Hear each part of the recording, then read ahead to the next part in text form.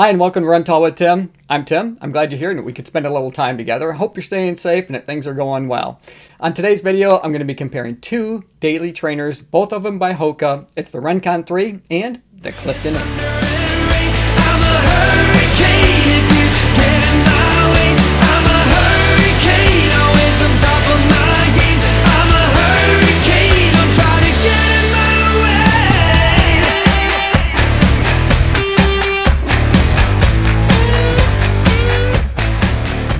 Both of these shoes are considered to be daily trainers, and they both feature their compressed EVA foam underfoot with the exact same stack height. So how do you know which one to buy? If you can only buy which shoe, which one would it be? Well, that's the question that we're going to try to answer here today. But before I get into it too far, I always like to demonstrate what it looks like to run in the shoes I'm about to review for you. So let's do that. But then when we come back together, I'm going to be comparing the Hoka Clifton 8 with the Rincon 3.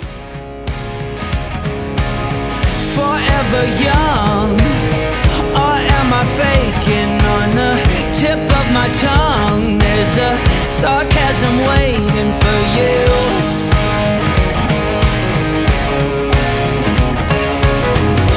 I'm willing to trade my soul for a bit of your charm. There's no way I'll fade into oblivion, 'cause I'll keep shining over you all. And if your wings entwining, you better face the fall, keep trying again. Oh yeah, keep trying again. There's mud on the floor, disparate people trying to get through the door, although the room's already crowded. But I'll keep shining over you all. And if your wings entwining, you better face the fall, keep trying again. Oh yeah, keep trying again. Zeros, everybody's trying to be heroes, when all they have to say to be okay is I don't know. And keep trying again.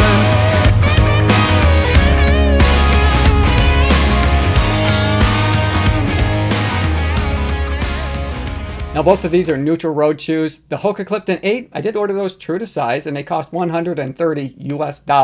For a men's size 9, they come in at 8.9 ounces or 204 grams. For the Rincon 3, now they cost $115 US, and for a men's size 9, they weigh 7.2 ounces or 204 grams. But I had to order mine down a half a size because they ran just a little bit long. So for a men's size 8.5 on my scales, they came in at 6.9 ounces or 196 grams. If you're new to the channel, welcome to the Run Tall family. I'm glad you found us here on YouTube. Now I post running shoe reviews, comparisons, and shoe battles weekly, but I also like to post other videos related to running as well. So if you enjoy watching running shoe reviews and other videos about running, be sure to subscribe to the channel and click the notification bell so that you'll be notified each time that I upload new content. Now this video is not intended to be a full review of either shoe, but if you want to check that out, I'll put a link in the description below to reviews that I've completed for each one previously. So let's start and we'll talk about the uppers first.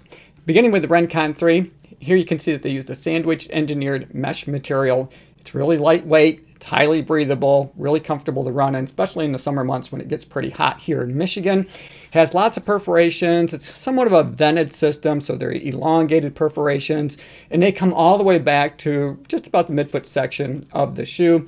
Now this is a more minimalistic style of an upper, but that's why it's so lightweight, and it is very comfortable, just not very plush or luxurious. We'll compare that with the Hoka Clifton 8. Now this is a more plush shoe. I wouldn't say that it's overly plush, but in comparison to the Rincon 3, it certainly is. Now the material is more cloth-like, so it has a more comfortable touch or feel to it. Lots of perforations up there in the toe box, and those perforations continue on back about to the same spot or area to that beginning of that midfoot section of the shoe. I found it to be really comfortable. There's a bit more stretch in this material. It's not quite as breathable, but it's still lightweight and very comfortable. So let's take a look at the eyelet chains, starting with the Hoka Rincon 3 first. Here you can see it's a real traditional eyelet chain or classic style or design to it.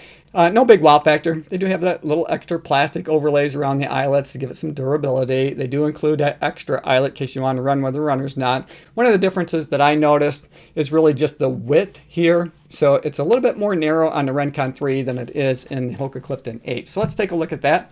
And here again you can see it's pretty much the same style with the exception that the Hoka Clifton 8 is just a little bit wider across the top of the shoe here. And they do have that extra eyelet in case you want to run with the runner's not. This material has a little bit more stretch to it, but it still felt really comfortable. I was able to get locked in and secure in both shoes. So let's turn now and we'll take a look at the tongue on each of these, starting with the Hoka Rincon 3 first. As I mentioned, this upper is a pretty minimalistic upper, so you're really not going to see much in terms of padding here on the tongue. In fact, it's very thin, but it does the job. It is cool on foot, so I appreciate that. So you can see it has lots of perforations here. It's not gusseted. So I would definitely be running my laces through this loop here that helps keep it in place. It does have some nice wide wings that just kind of lay across the top of your foot really nicely. So I didn't have any issues with it migrating from side to side. The only real issue with this tongue is it's just too short. You know, Hoka cut this tongue down just a little bit too much. So if you're running with a runner's knot, those laces are definitely going to be cutting across that notch there. And that can be a bit of an annoyance. So your option is to not run with a runner's knot so the laces don't come up quite as high, and I found that that does help. But it would be nice if they would have just extended that tongue out just a little bit for us. Now with the Hoka Clifton 8, quite a bit different story here. You know, as I mentioned, it's a little bit more plush than the Rincon, and we can see that here in the tongue. You can see just how thick that padding is. It's really comfortable, really soft, and it does feature a semi-gusset here. So, you know, you don't have to worry about the tongue migrating around, and it gives it just a little bit of a booty construction feeling to it, and I always appreciate that. Now, I wouldn't say that this tongue is necessarily overly done, but maybe just a touch. No, it is really comfortable. Because it's so thick, it's not as breathable as I think that it could be. So I think that they may have added just a little more padding than they needed to. But hey, I'll take it. It's really comfortable to run in. I didn't have any issues that way. I think that they did a nice job with it. I just don't think that they needed quite as much padding in the tongue as what they have. Now the padding around the heel collar and the tab. Now there's plenty in both shoes. Now this is the Rincon 3, and you can see that they have a fair amount up there, especially up around the top edge here. It's what I often call the pillow style. And they feature a very classic heel counter design here. They do have a pull tab to help get your shoes on, but there's no Achilles heel flare. And if we look at the Hoka Clifton 8, now here we're going to see just a little bit more padding. It's a little bit more comfortable built into the Clifton 8, especially up around here and in the heel counter, so you can see that they do feature that Achilles heel flare. There's no pull tab to help you get your shoes on, but you can use the heel flare if you wish to do so. I found I do like that Achilles heel flare. You know, it's taken me a while to get used to it when they first introduced it into their shoes, but now that it's there, you know, I really enjoy it, and I'm glad that it is. Now the heel counter on the Rincon 3 does have a bit of structure back here, so as I give it the pinch test, you can see that there's a fair amount of resistance there, so it gives you a nice stable feeling in your heel. I felt like there was a nice well-defined heel pocket for your heel to set in. I didn't have any heel slippage either up or down or side to side in either shoe. Another factor that contributes to having that stable feeling underfoot here, especially back in the heel, is Hoka's known for bringing their compressed EVA foam up quite a ways around the heel, so you kind of sit down into that foam. Gives you a sitting in the bucket seat of a racing car feel to it. I've often used that analogy in the past, and it applies both to the Rincon 3 as well as the Hoka Clifton 8 that I have here up on my shoulder now. And as I give that the pinch test, it's even more resistant. So a lot more structure back in the heel, but both felt really stable to run in. Now the midsole on both shoes is compressed EVA foam. There's lots of it from heel to toe. There's 29 millimeter stack height in the heel and 24 millimeters up in the forefoot. So they each have that 5 millimeter offset from the heel to the toe. That EVA foam is soft. It's well cushioned. It's fun to run in. Plenty of responsiveness, and they each feature an early stage meta rocker. So why do they feel so different to run in if they have such similar stats in terms of the midsole material that they're using?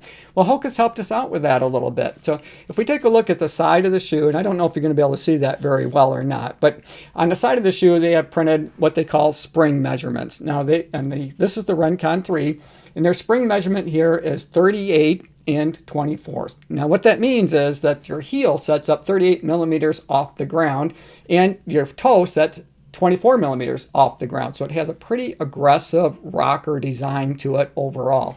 Now we'll compare that with the Hoka Clifton 8, and we're going to take a look at the spring measurements here. And again, it's located on the side of the shoe. Now with the Clifton 8, they have a spring measurement of 34 and 22. So it's a bit more flat in terms of the overall curvature or rocker design to it. So you got 34 millimeters off the ground for your heel and 22 off the ground here. So a bit, like I said, a little bit more flat. Now it does have that early stage meta rocker, but it's not nearly as aggressive a curve as what you're going to find on the Hoka Rincon 3, which is why these feel quite a bit faster on foot to run in. It's just more aggressive as you move through your gait cycle. You straight the ground and you're flowing through your gait. They just want to go a little bit faster than the Hoka Clifton 8s do. So let's take a little closer look at the geometry of the midsoles. And to do that, I'm going to flip the Rincon 3 over. And you can see that it's got a pretty wide landing platform up here in the forefoot of the shoe. It does narrow up just a little bit there in the midsection. And then it gets wider, again, that back in the heel. But overall, it is a really nice, stable feeling to run in these shoes, in part because they are so wide. Something that Hoka is well known for. And if we look at the Hoka Clifton 8, here you can see kind of the same story, pretty wide up here in the forefoot of the shoe. They do narrow up a little bit here in the midfoot section, maybe a little more than last year's version of this shoe. And then they do widen out there back in the heel as well. Overall, both of these shoes do feel really stable to run in, even though they're not stability shoes per se. And then if we take a look at the Rincon 3, we talked a little bit about how the curvature is much more aggressive. And you can see that it does have a slight heel bevel here. It does have a rounded heel with what I would call a mini swallowtail type of a design to it. One of the other noticeable differences is just how wide this cutout is back here in the heel up to the forefoot of the shoe. And for me, that gave me a bit of a squish factor, more so than what I've noticed in the earlier versions of the Rincon 3. And we'll compare that with the Clifton 8. And again, you know, this is a slightly flatter shoe, although it does have that early stage meta rocker, as I mentioned. It does have a rounded heel. This is a traditional rounded heel style here, so it doesn't have that mini swallowtail that we've seen in the Rincon or in the Mach 4, for example. And then the cutout back here is not nearly as wide as what we just saw in the Rincon 3. So you don't have quite that same squish factor or that same trampoline type of a feeling that you get from running in the Rincon. So let's take a look at the outsole, see how they're protecting all of that soft compressed EVA foam that you have underfoot. Starting with the Rincon 3. Now here they did add some outsole rubber over previous versions of the shoe, so they've come down quite a ways here, and they have it in all of the high abrasion areas where you expect to see wear, and that's of course up in the forefoot of the shoe, and then again around in the heel. Now the Rincon is not necessarily known for its durability, but hopefully with some tweaks that they just made to the outsole rubber, they're going to last a little bit longer underfoot for you. Now with the Hoka Clifton 8, here they've got more rubber than what we just saw in the Rincon 3 because they bring it down quite a bit further than what we just saw on the Rincon 3. And again, they have it all in the around in the heel area, again in those high abrasion areas where you're likely to see wear first. So I think between the two shoes, the Hoka Clifton 8 is going to be a more durable shoe, but hopefully the Rincon will last a little longer than the previous versions that Hoka's put out. So overall, both of these are great fun daily trainers to run in. So which one should you buy? Well, that really depends on what it is that you're looking to accomplish. If you're training for a 5K and you only want to buy one shoe and your mileage isn't super high, so maybe you're running upwards around 15-20 miles a week, I think the Rincon 3 could be a really good option because you could both train and race in it. It's just that light, and I think you'd have a lot of fun doing that. But if you're going to put a lot more miles on your on your feet, you're going to go out for longer run efforts, something maybe 10 miles, or you're training for a half marathon. I really like the Hoka Clifton 8 for that. It's got a lot more luxury built into the shoe. It's really comfortable and fun to run in, and it holds up really well for those longer run efforts. Hey, I really enjoyed making this video for you guys. Thanks for making it to the end. I hope you enjoyed it. As always, run tall, run strong, be kind to one another. Thanks for watching, and we'll see you next time.